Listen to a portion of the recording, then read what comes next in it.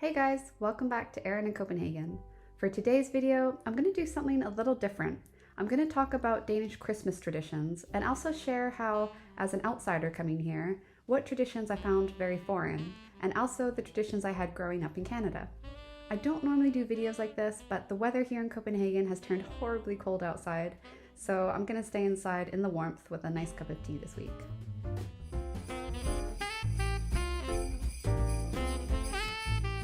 So the first big one is that Danish people celebrate Christmas on the 24th. I know that this is the same in probably most parts of the world, but growing up in Canada, of course, we celebrate on the 25th.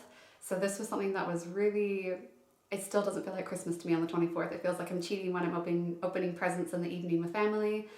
To me, Christmas will always be on the 25th.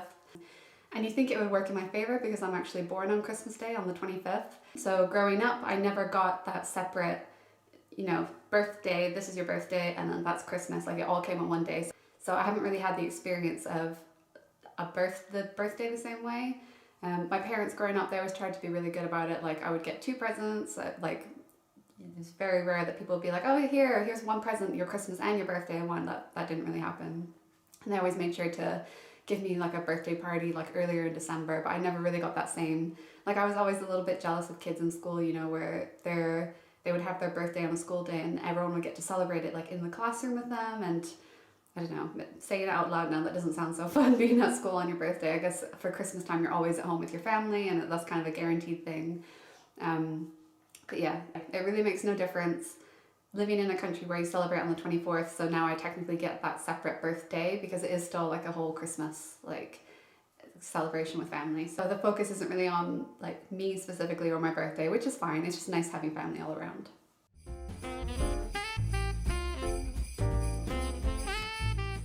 So the second one is another one that I just can't get used to. And my husband thinks it's funny, but I didn't grow up with it. It's on the Christmas Eve before you open presents. So this is, they'll have their Christmas dinner on, I keep saying Christmas Eve, but they'll have it on the 24th. And then afterwards, everyone goes and they hold hands and they dance around the Christmas tree and they sing Christmas songs. For me, I didn't grow up with that at all, so it just feels still so awkward to do it. And also I still, because I only sing the songs like once a year. They give you like a little booklet of all the songs so you know what you're singing. But because I didn't grow up with those songs, it doesn't really have the same meaning to me. It's nice seeing other people's Christmas traditions, so I don't mind doing it. But I would imagine that, at least for me as a kid, I would have found that torture because you have to wait until you have your dinner and then everyone dances around the tree and then you can open presents. Like, the fun part of Christmas for me is that it's the first thing you get to do when you wake up. You always wake up like crazy o'clock in the morning, go wake up your parents, and then you get to just rip open all your presents.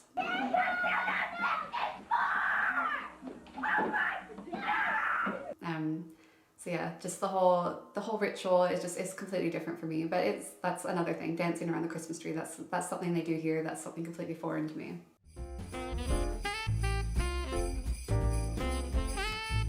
Another thing is Santa and elves have a very different role here. Like, Santa, it almost seems like he's kind of like an afterthought. Like, he generally has the same image and meaning that I grew up with, like jolly man and chubby man in a red suit, that kind of thing. But the elves are evil here. Elves are called 𝗔𝗏𝗘𝗥𝗬𝗧, and they're not it's not like Buddy the Elf. They will ruin your life. There's so many folk tales and stuff about elves, and the whole mythology around them is that basically there's an elf that lives in your house. So Danish children will grow up with this knowledge that there's an elf that lives in your house year round, and he's basically keeping an eye on you, and if you're good or bad, that kind of thing, which you think, okay, that's nice, teach children to kind of be on their best behavior year round. But these elves are if you don't appease them, if you anger them in any slight way, they will take serious revenge on you, at least that as per the stories. In preparing for this video, I asked my husband, I was trying to nail down what it is about 𝗔𝗏𝗘𝗥𝗬𝗧, what exactly are they? What do they mean to you as a Danish person? So I was just asking him what's a story about elves that has haunted you, that has stayed with you. And he told the story about this one elf who lived on this farm, and the farmer tried to trick the elf by not putting like a slab of butter on his porridge, and this elf in retaliation broke the neck of all this guy's cows, all the farmer's cows, all his livestock, killed them, and then set his house on fire just over a stick of butter. So they're like murderous elves. It's not like happy jolly, we work in Santa's workshop, like that's not a thing over here.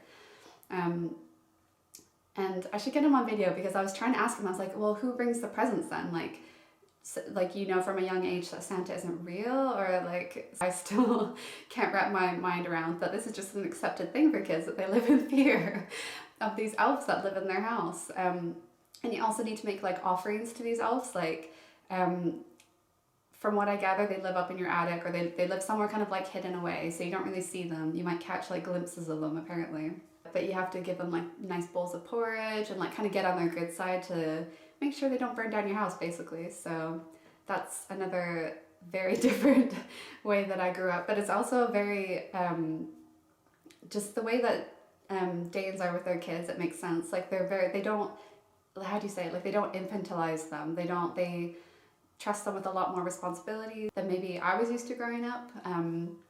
They just, a lot of Danish fairy tales, for example, a lot of Hans Christian Andersen fairy tales, for example, they don't have happy endings, and they're meant for kids, so it's just the culture here.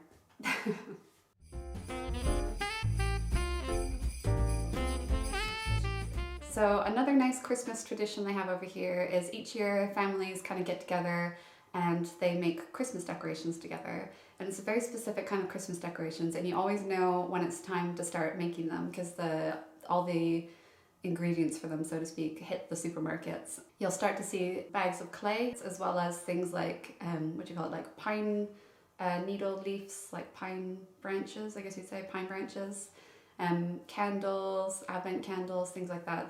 They'll start showing up in the stores. And then each family will kind of design their own each year, and it's nice, like kids can sit around the table, they can help make them or make their own ones. And then, so basically the core, I'll try and describe it, but I'll show you a picture as well.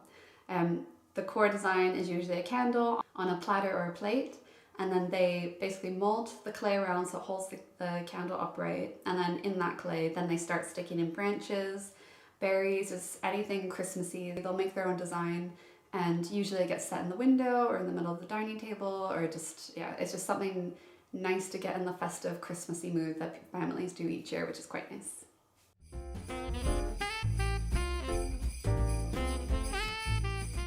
Another similar thing is, I don't know if all families do this, but the ones that I've encountered, they all do it, where families will get together again and they get like blocks of marzipan and chocolate, little candies, sweets and things like that. And they basically kind of like roll together their own little like marzipan creations. It could be like little, I don't know, Christmas mice, or little hearts, or just anything kind of like Christmassy.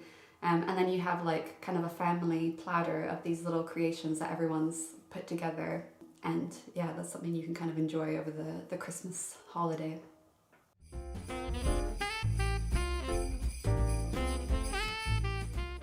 A big one, and something that Denmark is famous for, but I know it's not exclusive to Denmark, is their Christmas markets. You cannot go, there's so many squares in Copenhagen, every single one of them get filled up with Christmas markets every year. So if you're a tourist in the city and you're wondering like, oh, which one should I go to? Just literally walk through the inner city and you will come across a Christmas market at Christmas time.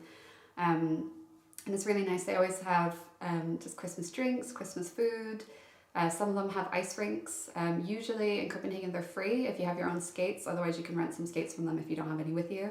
But yeah, each year when we were living abroad, we would come back each Christmas to visit family over here. And that was just one of my favorite parts of it, of course, seeing family and everything, but just the Christmas markets, nothing gets you more in a Christmassy mood than a good Danish Christmas market.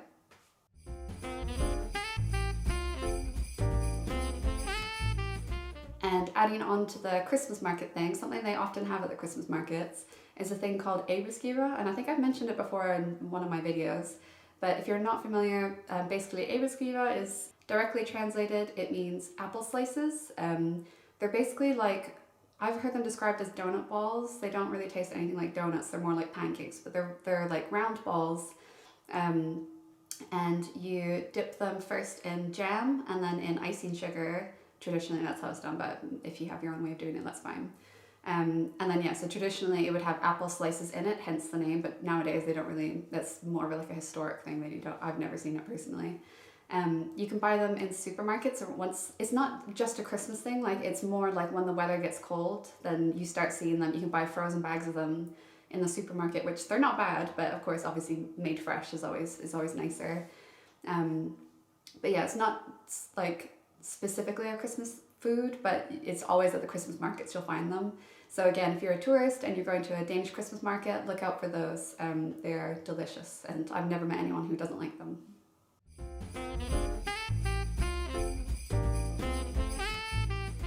So another Danish, I don't know if you'd say it's a tradition, but it's just the way they do things for Christmas here, which personally I think works a lot better. But I wasn't used to it when I first moved over, is that here they do wish lists. So like even adults to each other, for kids, they'll all give out a wish list, like this is what I want for this Christmas. Growing up, it was more like like a guessing game. Like you would have to just, and it was almost like a sign of how well you knew that person. If you could guess that perfect gift for them, it was like how well you knew them, how well you cared for them, because you put a lot of thought into like finding that perfect gift. But it creates this whole like, it's just better to be direct. Like you don't end up with a pair of socks that you're never going to use, and that person's wasted their money on a gift that you're never going to use, that kind of thing. And it's also really helpful with kids now that we have a kid. Just, oh, he's got so much Duplo already, maybe he doesn't need any more of that, or no, don't buy him this, just things like that. It's nice that you can just be direct in that way. And also another directness is that, for example, some of my younger nieces, they might just ask for money, like if they want to buy some clothes or something like that. That was another thing that was just taboo for like growing up. You wouldn't outright ask for a wish list. You definitely would not ask for money. That would just be seen as like, you just don't do that. Not that, I don't know if it would be seen as rude exactly, but it's just not how you do it. It's just too direct. But to be honest, I prefer the Danish way. I'd rather know exactly what somebody wants and be able to, make them happy on Christmas, rather than they have to do the whole like, oh great, this is, I didn't want this at all, but thank you.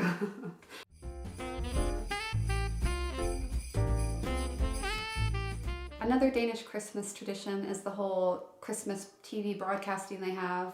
They have this thing called Julekalender, which is like, it directly translates, just means Christmas calendar. And it's the national broadcasting company. Each year they produce a whole like month-long series, like usually like a dramatic type of series, but it's within the Christmas theme. It might be a bit like fantasy, like there could be like characters with special powers, things like that. But it's something that all Danes watch. Everyone knows what's happening, and if you miss an episode, because there's like an episode every day, if you miss one, you better catch up, because it's like referenced in like, everyone knows what it is. I even heard it referenced once in at Christmas time we went to the church, and the priest even mentioned like, yes, as we've learned from Julie this week in Julekalender. So like, and then everyone was just like, oh yes, we know exactly what you mean, because everyone just sits together and watches it in the evening, or sometimes they might catch up in the morning. But yeah, regardless, everybody watches it. Everybody knows what's happening.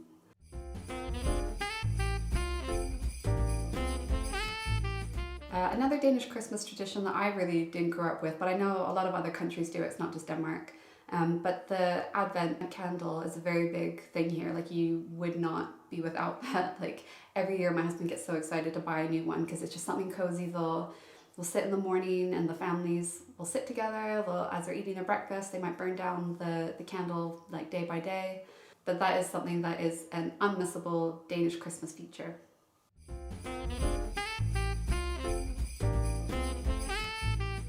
And the final one, I think, is just the Danish Christmas dinner in itself. I know this might vary from, like, there might be variations family to family, but generally speaking, you have some duck as the meat. You have some boiled potatoes, like peeled boiled.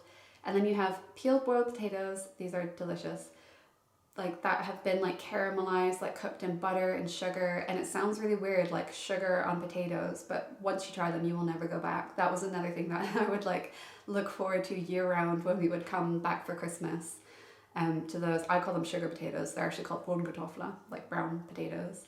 So they have those. They'll also have red cabbage, and then they'll have like chips, like crisps, like plain chips, which to me is very weird having that on like a main like formal type meal. But there's a couple other dishes in Denmark that use potato chips like that. And it's good, it's delicious, it's nice and salty, it goes with everything else. But the best thing about Christmas dinner here in Denmark is 𝗖𝗛𝗘𝗏𝗧𝗏𝗧𝗏, which is like a rice pudding, and it's served cold, and it's got chopped almonds in it, and then it's served with a cherry sauce over top, all like made fresh, like super light and fluffy. It's so good. My husband makes it so good. Everyone in my Danish family, they make it so good. And then the tradition is there's a whole almond hidden in this big like family-sized bowl that everyone scoops from. So everyone gets a helping into their bowl, and then there will be a whole almond hidden somewhere in the bowl. And then it becomes this like standoff. Everyone kind of like eats like, have you found it yet? No, I haven't. But like people might try and trick each other, like hiding it under their tongue, like to make other people eat more rice pudding. So it becomes this whole like funny like joke where everyone's just kind of at this point, they're full from dinner. They don't want to eat any more rice pudding, but they want to find this almond because the thing at stake is that you can win a prize. And usually it will be like a wrapped present. In our family, we do like one for the kids, one for the adults. Now that the kids are a bit older, actually, like all our nieces and nephews, we tend to just do one. But yeah, so younger kids at least they know that they're going to get a prize.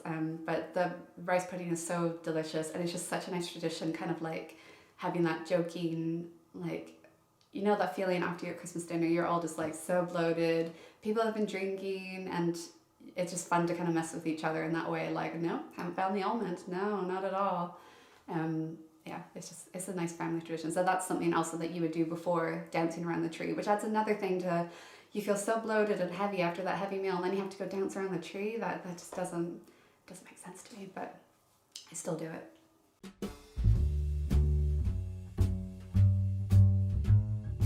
So finally, I'll tell you a little bit about Canadian Christmas traditions, because it can be, you'd think it wouldn't be that different, but it really is. It's not just celebrating it on a different day. It's just little things like we tend to do stockings. So we would hang up, traditionally hang them up by the fireplace. If you don't have a fireplace, you can just hang them up wherever. And then this will be separate to your like main presents, and then it'll be filled with just cheap things like cheap toys from the dollar store, favorite candies, maybe some like, I don't know, practical things like hair accessories, socks, things like that. Not like main presents, nothing like super wow, but it adds an extra like just fun like, yeah, element to opening all these presents, plus you have your stocking. That's something I haven't seen in Denmark. Correct me if I'm wrong, I don't know, just from my own observations.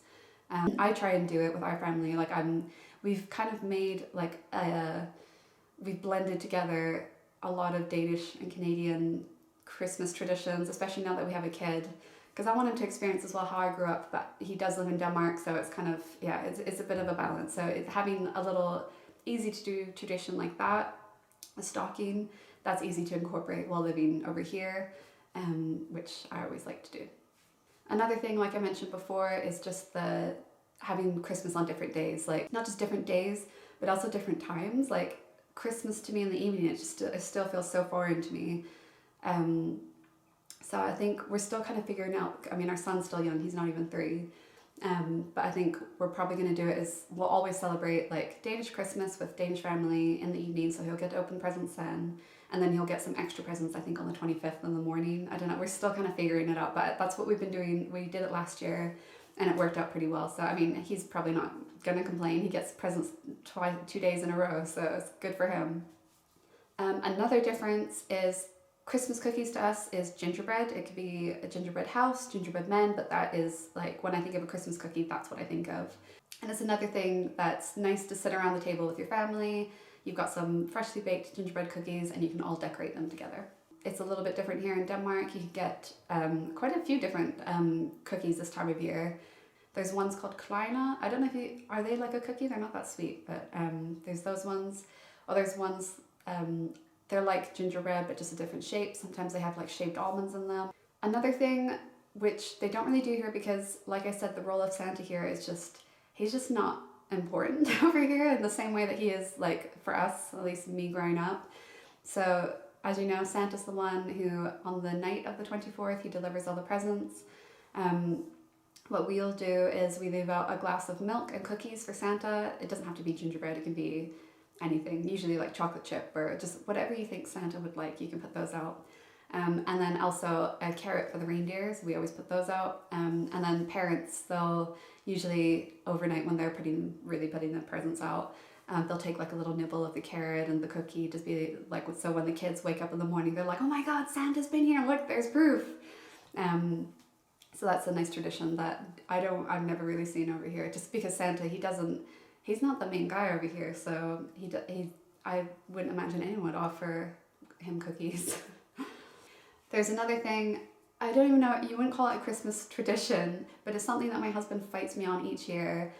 It's more like Christmas decorations. Tinsel, to me, is a normal Christmas decor item that you would use either around the tree, around your house, and I don't know if this is my husband being Danish or being snobby, but he hates tinsel, and he's managed to kind of creep in 1 or 2 pieces over the years, but to put on a tree, forget it. That he thinks it's like so tacky.